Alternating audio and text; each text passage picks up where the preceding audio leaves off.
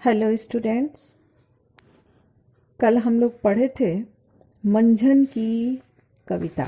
मंझन की यहाँ 2 कविताएं दी गई हैं और हम लोगों ने पहली कविता को पढ़ा।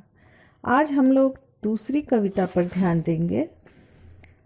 हम लोग कल पढ़े थे कि मंझन एक सूफी कवि थे और मंझन ने जो कविताएं लिखी हैं वह प्रेम मार्गी कविता है और वे मानते हैं कि प्रेम के द्वारा ही हम उस ईश्वर को पा सकते हैं, अनुभव कर सकते हैं।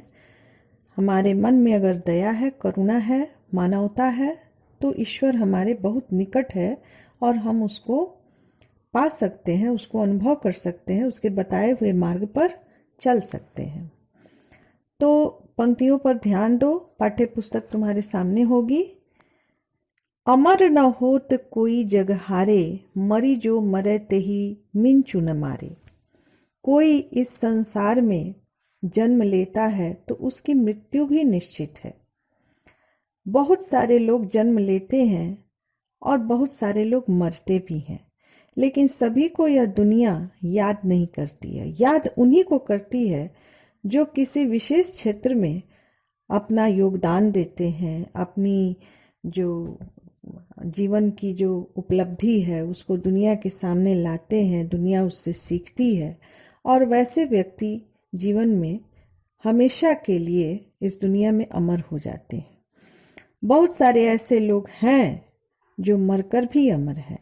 तो मंझन का कहना है कि इस संसार में हार मान के, निराश होकर के, असफल होकर के कोई अमर नहीं होता है।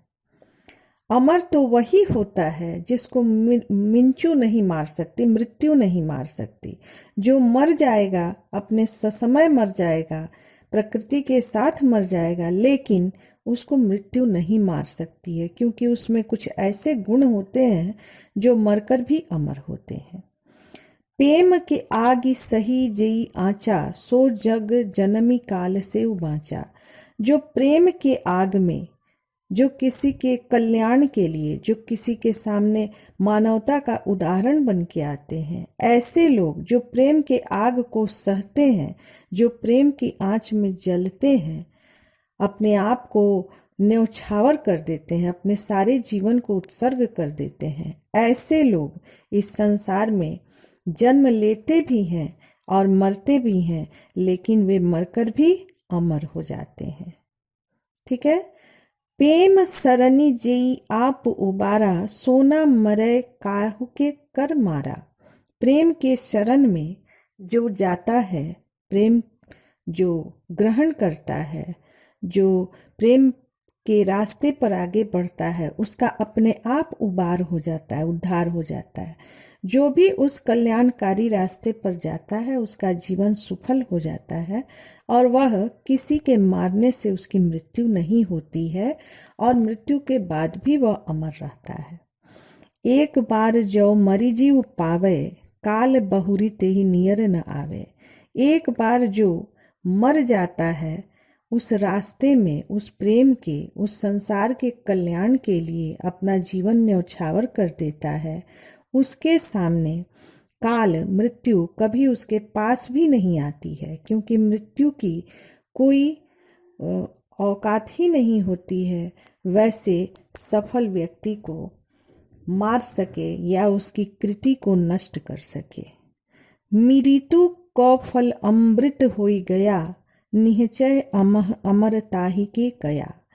मृत्यु का फल उसके लिए अमृत के समान हो जाता है अगर वह अपने जीवन को संसार के कल्याण में न्यौछावर भी कर देता है, अपने एक एक सांस को वह समर्पित कर देता है इस प्रकृति के लिए, इस मानवता के लिए, तो वैसे लोगों के लिए वह मृत्यु, वह मर जाना अमृत के समान हो जाता है और निश्चय रूप से वह हमेशा के लिए उसका जो योगदान है वह हमेशा के लिए अमर हो जाता है। दुनिया उसे याद करती है।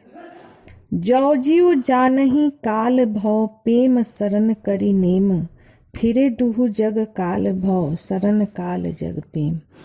इस संसार में जो भी प्रेम के शरण में जाता है और पूरे नियम पूर्वक इस संसार का कल्याण करता है, उसको कहीं भी मृत्यु से डरने की आवश्यकता नहीं है। और इस संसार में वह हमेशा प्रेम का बहुत बड़ा पुजारी, भक्त, मानवता धर्म का बहुत बड़ा कल्याणकारी व्यक्ति के रूप में यह संसार उसे याद करती है और मरने के बाद भी उसकी कृति कभी नष्ट नहीं होती है। तो ठीक है, इस पाठ के जो भाषा संबंधी प्रश्न हैं उसे मैंने बनाया और तुम्हारे व्हाट्सएप ग्रुप पे डाल दिया है, उसे तुम लोग लिख लोगे। और जो पंक्ति समझने में अभी भी दिक्कत होगी उसको रेखांकित कर लोगे, इससे संबंधित प्रश्नों को बना लोगे, क्योंकि परीक्षा में इससे संबंधित प्रश्न आते हैं।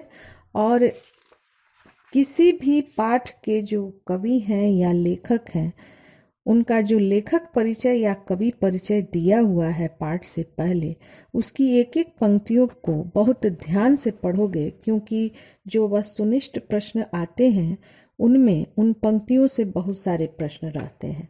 तो ठीक है बच्चों, किसी तरह की कोई पंक्ति समझ में नहीं आई हो या किसी तरह की असुविधा हुई हो तो उसको तुम लोग नोट करके रखोगे और बाद में पूछ लोगे। ठीक है, फिर हम लोग अगले कक्षा में अगले पाठ पर ध्यान देंगे। ठीक है, धन्यवाद।